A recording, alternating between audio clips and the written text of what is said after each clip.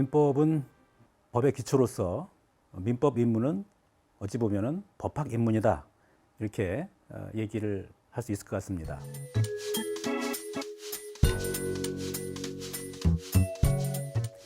이 강의는 법 공부를 처음 시작하는 초심자를 위한 강의입니다. 법 공부의 목적은 다양할 것 같습니다.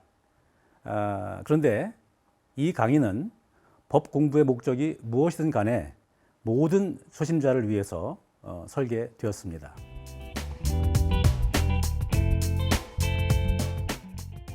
저는 로스쿨 진학을 꿈꾸고 있어서 지금 이 강의를 듣게 되었는데요. 법학 기초를 쌓기에 특별히 좋았던 것 같아요. 매 회가 끝날 때마다 퀴즈가 있었는데 꼭 알아야 할 부분을 질문해 주기 때문에 개념 정리를 할 수 있었던 것 같습니다.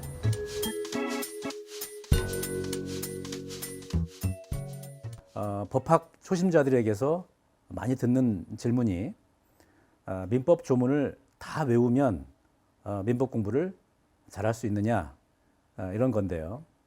답은 그렇지 않다입니다. 불경이나 성경을 다 외운다고 해서 좋은 신자가 되는 것은 아니지 않겠습니까? 그것과 마찬가지라고 할 수 있겠죠. 네, 제가 무크를 듣게 된 가장 큰 이유는 시간의 자율성 때문이었는데요. 3시간이나 걸리는 통학 시간을 무크로 들으면서 그걸 단축할 수 있다는 게 굉장히 좋았고요. 멈추고 반복해서 들을 수 있구나. 그게 굉장히 좋았어요.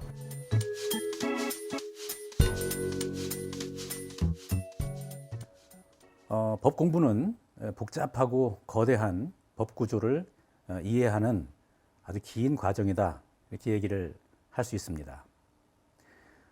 법 공부는 긴 여행에 비유할 수도 있겠는데요. 여행의 시작에서 가장 중요한 것이 방향을 바로 설정하는 것이라고 생각이 됩니다. 법이라는 하나의 외국어라고 생각을 했어요. 왜냐하면 법에서 쓰이는 용어랑 일상에서 쓰이는 용어랑 매우 다르고 또 법 특유의 어떤 개념이 있기 때문에 항상 이해가 어려웠습니다. 근데 교수님의 참고서에는 그 어려운 법 개념마다 하나의 예시를 들어주셔가지고 이해하기가 너무 좋았습니다.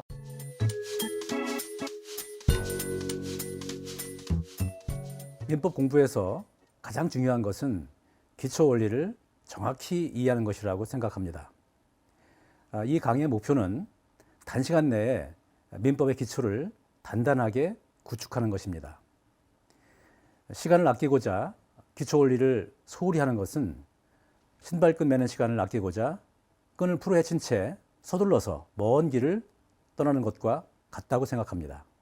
언제든지 편안하게 이런 강의를 들을 수 있다는 것 자체가 되게 큰 혜택인 것 같고 참고서 열심히 읽고 퀴즈 풀어가면서 공부를 하다 보니까 이제 그 어려웠던 부분을 이해해가는 그런 재미를 느낄 수 있었던 것 같아서 특별히 좋았습니다.